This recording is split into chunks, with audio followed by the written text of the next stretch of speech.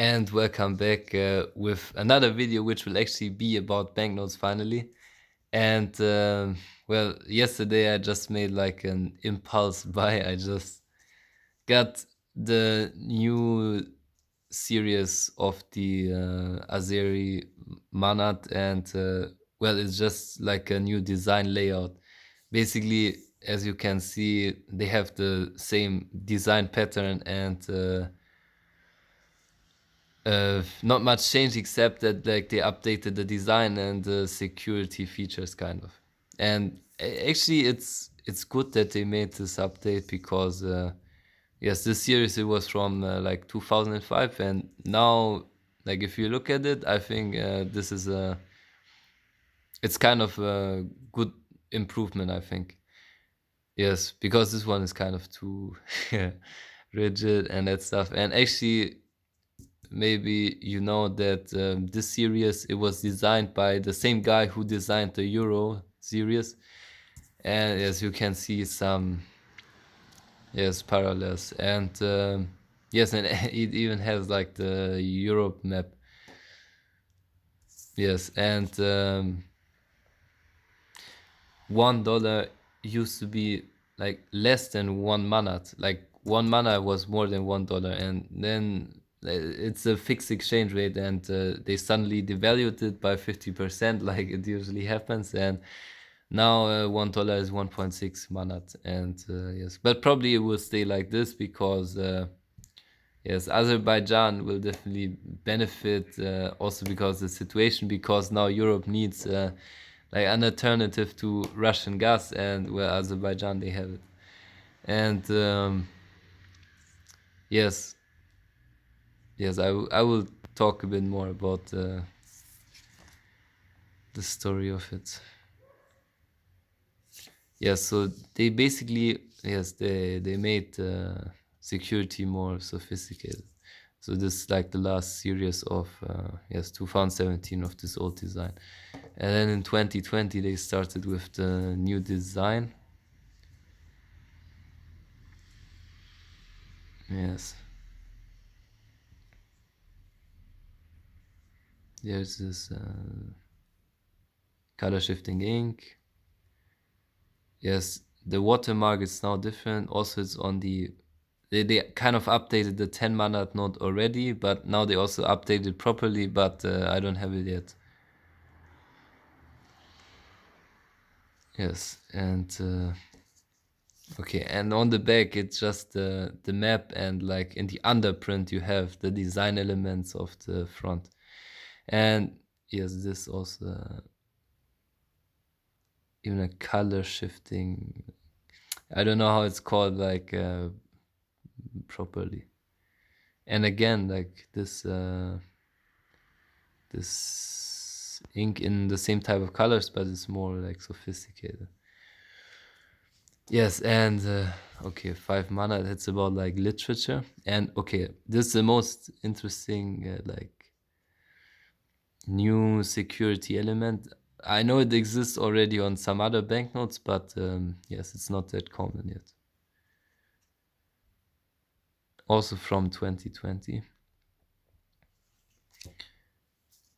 which was also the year of the last war. And I will talk about it more when I talk about the map, actually. It's 5, and yes, as you can see, it's still the A series, and 20 manat. And yes, this is like a bird or two birds stylized. And this more sophisticated hologram. Watermark, it's the same, and yes. Also, this is shifting colors. Yeah, so now let's talk about the more interesting part about like what the banknote tells us about history, which is very uh it's actually not history, it's still going on, and it's in the writing. It tells a lot about the current situation. So as you can read here, it says Karabakh, So actually, the 20 is somehow dedicated to Karabakh. I heard. Uh, I don't know exactly what it means, like with the helmet and sword and. But it's all like symbols of Karabakh. So yes, this banknote is about Karabakh somehow.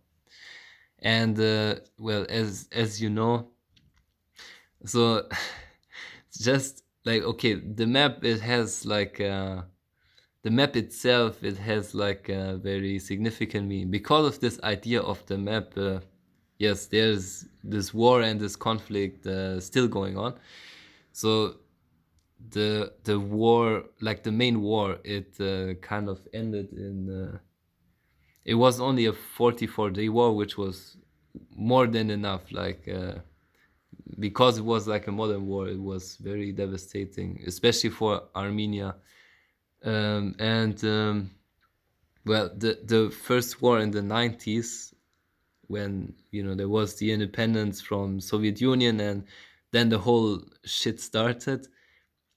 When it came down to like putting this idea of this map into practice. Um, yes, but it was very messed up situation because there was hundreds of found like there was so many Armenians living in Azerbaijan, and I mean like Azerbaijan proper, also in Baku, like Sumgait.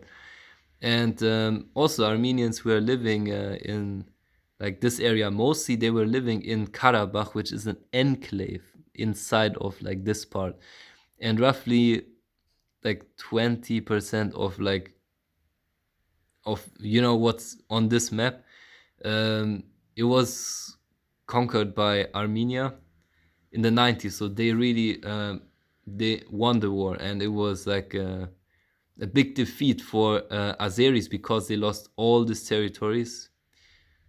Um, Also, like the territories around Karabakh, where there was actually mostly Azeris living there, and hundreds of thousands got expelled from there. So yes, it was a big catastrophe. Yes, and like this conflict, it goes back a long time basically, and yes, there's no one who is right and who is wrong about it, because like both people were living there for a long time. And so Armenians make like the historical claim because like all of this land, although like even the parts where like mostly Azeris lived, at some point it was like part of the Armenian Empire. um, yes, and yes, and Azeris would also say that like everything is like according to this map at least. uh, some also even claim like that, yes, like basically like also Armenian, like all this territory should be where Azeris are. Like it's this historical arguments and that stuff. And well, if you yes, if you argument like this, there's never any solution. And well, even now, 2 years after the end of the war, there's no solution to the situation. And still, like it's not even a frozen conflict. Like there's still like I told you when I was in Goris, which is actually, I can show you on the map. Goris is exactly in this bump, which goes like into yes, and this bump, this is where the Lachin corridor starts, and then Karabakh, it's here inside, and now only like I think 2/3 of what is Karabakh itself, the enclave, still yes, under Armenian control. And yes, it's a very complicated situation because it doesn't stop here. Because you would think that maybe okay, like this is the Armenian border, and that's fine, but uh, it's not like this. Like in the 90s also, the war, it was about like these exclaves of Azerbaijan, and they were actually like also controlled by Armenia, and still, like for example, so if you go from Tbilisi to Yerevan, you will take the main highway which leads basically through like these territories which are on this map theoretically inside of Azerbaijan, and of course like they were Azeri because Azeris lived there, but because of the war they were expelled, and now still like this part of um, these territories, they are still under Azeri, no, under Armenian controls. And so already here in the south, the Azeris like took control over what is like the official border, and also in the south you have like the main highway which leads to the Iranian border, which is now partly under control of Azeris, and this creates like a big mess.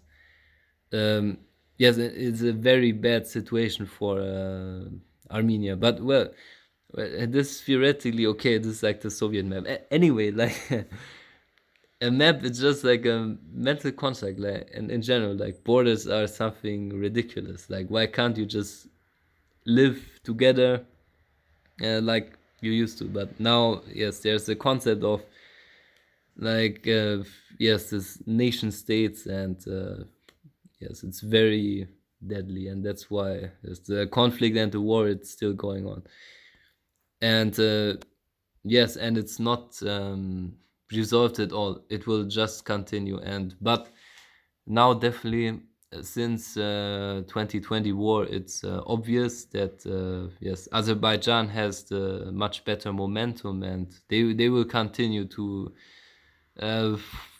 fulfill more of their goals because they're like very powerful now, and the trend will only continue. Like Azerbaijan together with Turkey, they have the much better cards. Yes, and it's kind of bad for Armenia. Yes. Okay. Yes, I could talk for hours about like this subject, and well, was just about like yeah, what is inside of like like what history is inside of banknotes. Okay, that's it for now.